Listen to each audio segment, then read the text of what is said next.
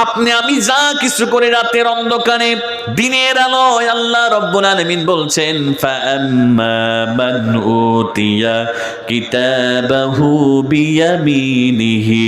জোরে বলেন আল্লাহু আকবার। আল্লাহ রাব্বুল আলামিন বললেন কিয়ামতের মাঠে আল্লাহ রাব্বুল আলামিন একদল মানুষকে ডান হাতে আমলনামা দিয়ে দেওয়া হবে।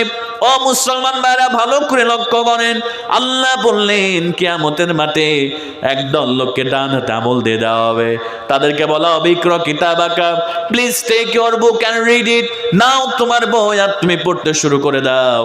যারা ডান হাতে আমলনামা পাবে তারা পড়তে শুরু করবে, আনন্দ উল্লাস শুরু হয়ে যাবে। আল্লাহ রাব্বুল আলামিন বলেন ফাসাউফা ইউহাসাবু হিসাবান ইয়াসিরা, তাদের হিসাবকে সহজ করা হবে। তার মানে তাদেরকে বিনা হিসেবে আল্লাহ রাব্বুল আলামিন জান্নাতের মধ্যে প্রবেশ করায় দিবে। জোরে বলেন সুবহানাল্লাহ। এবার আল্লাহ রাব্বুল আলামিন বলেন ওয়া আম্মা মান উতিয়া কিতাবাহু ওয়ারা যহরিহি। এবার আল্লাহ রাব্বুল আলামিন বলছেন কিয়ামতের মাঠে আর একদল লোককে বাম হাতে আমলনামা দিয়ে দেওয়া হবে। ও মুসলমান ভাইরা, আপনি বাম হাত পেতে দিবেন আর আমলনামা দিয়ে দেওয়া, ব্যাপারটা এমন নয়। আপনার হাতকে লম্বা করা হবে, টেনে টেনে লম্বা করে পিছন দিকে নিয়ে যাওয়া হবে। এবার আপনার কলিজাটা ভেদ করে এবার বাম হাতটা আপনার দিয়ে নেওয়া হবে। নিয়ে নেওয়ার পরে এবার আপনার আমলনামা বাম হাতে দিয়ে দেওয়া হবে। এবার বলা হবে ইকরা কিতাবাকা, এই নাও তোমার বই, তুমি পড়তে শুরু করে দাও। জীবনে কি কাজ করেছো? এবার আমার মুসলমান ভাইরা, যারা দুনিয়াতে নামাজ পড়ে নাই, যারা দুনিয়াতে সুদ খেয়েছে, যারা দুনিয়াতে ঘুষ খেয়েছে, পরনিন্দা করেছে, গীবত করেছে, এবার তারা পড়তে শুরু করবে আর বলবে ইয়া ওয়াইলাতানা মালি হাযাল কিতাব লা ইউগাদিরু সগীরাতান ওয়ালা কাবীরাতান ইল্লা আহসাহা। কি এমন একটা কিতাব আজকে আমাকে পড়তে দেওয়া হলো, আমার জীবনের বড় গুনাহ বাদ পড়ে নাই, আমার জীবনের ছোট গুনাহ বাদ পড়ে নাই। চায়ের দোকানে বসে বসে মানুষের গীবত করেছি, রাতের অন্ধকারে জেনা করেছি, রাতের অন্ধকারে অন্য মানুষের হক নষ্ট করেছি, চুরি করেছি, সব গুনাহগুলোকে এখানে আল্লাহ তুলে ধরেছেন। এবার আল্লাহ ফেরেশতাদেরকে অর্ডার করবে, আমার ফেরেশতারা আমার এই বান্দাগুলোকে তোমরা ধাক্কাইতে ধাক্কাইতে জাহান্নামের মধ্যে নিক্ষেপ করে দাও। জোরে বলেন নাউজুবিল্লাহ। এবার আল্লাহর ফেরেশতারা ওই সমস্ত বান্দারা যারা গীবত করেছে, যারা পরনিন্দা করেছে, যারা নামাজ পড়ে নাই, যারা সুদ খেয়েছে, যারা ঘুষ খেয়েছে, তারা আমলনামা দেখে লজ্জিত হয়ে যাবে। আল্লাহর ফেরেশতারা তাদেরকে ধাক্কাইতে ধাক্কাইতে এবার জাহান্নামের মধ্যে নিক্ষেপ করে দিবে। জোরে বলেন নাউজুবিল্লাহ। এজন্য প্রিয় ভাইরা, যদি জান্নাতুল ফেরদাউসের মালিক হতে চান তাহলে আপনাকে অনর্থক কোনো কথা, অনর্থক কোনো কাজ আপনাকে করা যাবে না। তাহলে এক নম্বরে জান্নাতুল ফেরদাউসের উত্তরাধিকারীদের এক নম্বরে যে কাজ সেটি হচ্ছে তারা 5 ওয়াক্ত নামাজ পড়বে। 2 নম্বরে তার অনর্থক কোনো কথা, অনর্থক কোনো কাজ একজন জান্নাতুল ফেরদাউসের মালিক যারা হবে তারা করবে না। জোরে বলেন সুবহানাল্লাহ। এবার আমার মুসলমান ভাইরা, 3 নম্বর জান্নাতুল ফেরদাউসের উত্তরাধিকারীদের গুণাবলী আল্লাহ বললেন। আল্লাহ রাব্বুল আলামিন সুন্দর করে জানাই দিলেন ওয়াল্লাযীনা হুম লিযাকাতি ফাঈলুন।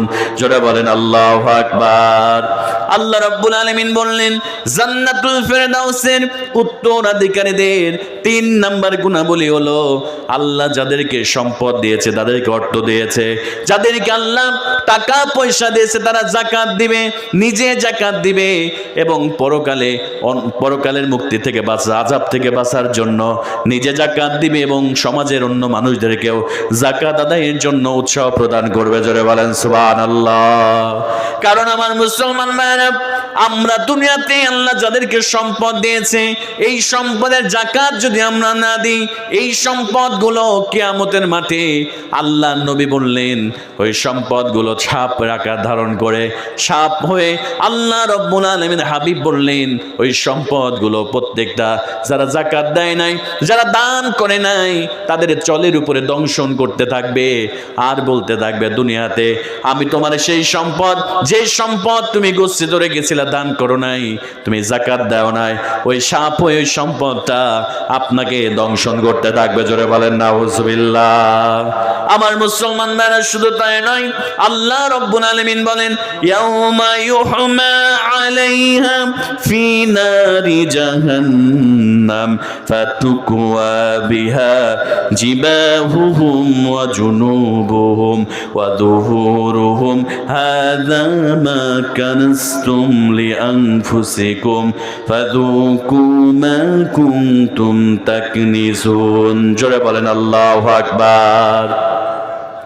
যারা দান করবে না, যারা যাকাত দিবে না, আল্লাহ রাব্বুল আলামিন বলেন ওই সম্পদগুলোকে জাহান্নামের আগুন দ্বারা গরম করা হবে, উত্তপ্ত লাল টকটকে করা হবে। এবার তাদেরকে পিঠের মধ্যে সেকা দেওয়া হবে, এবার তাদের কপালের মধ্যে সেকা দেওয়া হবে, তাদের পাজনের মধ্যে সেকা দেওয়া হবে। আর আল্লাহর ফেরেশতারা বলবে এই সম্পদগুলো তোমরা দুনিয়াতে গচ্ছিত করেছিলা, যাকাত দাও নাই, দান করো নাই, এই আযাবটা আজকে তোমরা, এই সম্পদের আযাবটা তোমরা আজকে গ্রহণ করো। জোরে বলেন নাউজুবিল্লাহ। আপনার যে সম্পদ আপনি যাকাত না দিয়ে আপনি নিজের সম্পদ বলে আপনি গচ্ছিত রাখছেন, এই সম্পদগুলোকে আল্লাহ আগুনে পুড়িয়ে আপনার পিঠে, আপনার কপালে, আপনার পাজরে সেক দিতে থাকবে। আর ফেরেশতারা বলতে থাকবে এই সম্পদগুলো তোমার সেই সম্পদ যে সম্পদ তুমি দুনিয়াতে গচ্ছিত করে রেখেছিলা, যে সম্পদে তুমি যাকাত দাও না। জোরে বলেন নাউজুবিল্লাহ। এর জন্য প্রিয় ভাইরা, যদি আমরা জান্নাতুল ফিরদাউসের উত্তরাধিকারী হতে চাই, তাহলে 3 নাম্বার আমাদেরকে যাকাত প্রদান করতে হবে। তাহলে 1 নম্বরে আমাদেরকে 5 ওয়াক্ত নামাজ আদায় করতে হবে। 2 নম্বরে আমাদেরকে অনর্থক কথাবার্তা, অনর্থক কাজ করা যাবে না। 3 নম্বরে আমাদেরকে যাদের সম্পদ আল্লাহ দিয়েছে তাদেরকে অবশ্যই, যে রমজান মাস আসছে, আমরা হিসেব করে আমাদের সম্পদের যাকাতটা আমরা সুন্দর করে আমরা আদায় করব ইনশাআল্লাহ। তাহলে এটা 3 নম্বর গুণাবলী। এবার 4 নম্বরে খুবই গুরুত্বপূর্ণ, এটা যুবকদের জন্য এবং যারা বিবাহিত আছেন তাদের জন্য এই 4 নম্বর পয়েন্টটা খুবই গুরুত্বপূর্ণ। ভালো করে এবার মনোযোগ দেন ইনশাআল্লাহ। আল্লাহ রাব্বুল আলামিন বলেন আমার জান্নাতুল ফিরদাউসের উত্তরাধিকারীদের 1 নম্বর গুণ হলো তারা 5 ওয়াক্ত নামাজ পড়বে সুন্দরভাবে। 2 নম্বরে তারা অনর্থক কাজকর্ম, কথাবার্তা বলবে না। 3 নম্বরে তারা যাকাত দিবে। এবার আল্লাহ রাব্বুল আলামিন 4 নম্বরে বললেন ওয়াল্লাযীনা হুম লিফুরুজিহিম হাফিযুন। আল্লাহ রাব্বুল আলামিন বললেন ও আমার গোলামেরা, তোমরা এই আমলগুলো করার পাশাপাশি তোমাদের লজ্জাস্থানের হেফাজত করবা, তোমরা জিনা করবা না, ব্যভিচার করবা না। আল্লাহর নবীজি বিশ্ব নবী সাল্লাল্লাহু আলাইহি সাল্লাম বলেন আল্লাহর কোন বান্দা বান্দি যদি 2টা জিনিসের হেফাজত করতে পারে, আমি বিশ্ব নবী তার জন্য জান্নাতে যাওয়ার জামিনদার হয়ে যাব। 1 নম্বরে 2 সোয়ালের মাঝখানে জিহ্বার যদি হেফাজত করতে পারে, আর 2 পায়ের মাঝখানে, 2 উরুর মাঝখানে লজ্জাস্থানে যদি হেফাজত করতে পারে, এই 2টা জিনিসের জামিনদার যদি আমার কাছে দিতে পারে, আমি বিশ্ব নবী সাল্লাল্লাহু আলাইহি ওয়াসাল্লাম আমি তাদের জন্য জান্নাতে যাওয়ার জামিনদার হয়ে যাব। জোরে বলেন সুবহানাল্লাহ। আজকে মুসলমানদের মধ্যে পরকীয়া, হারাম সম্পর্ক, জেনা এবং ব্যভিচার আজকে মুসলমানদের মধ্যে দিন দিন বেড়েই চলছে। কথা বলেন ঠিক কি না? অনেক পুরুষ আছে ঘরে স্ত্রী রেখে অন্য মহিলার দিকে নজর দেয়, নিজের ঘরে স্ত্রী রেখে অন্য মহিলার সঙ্গে পরকীয়া করে। এরকম পুরুষ আমাদের সমাজে আছে না নাই? কথা বলে না কেন, আছে না নাই?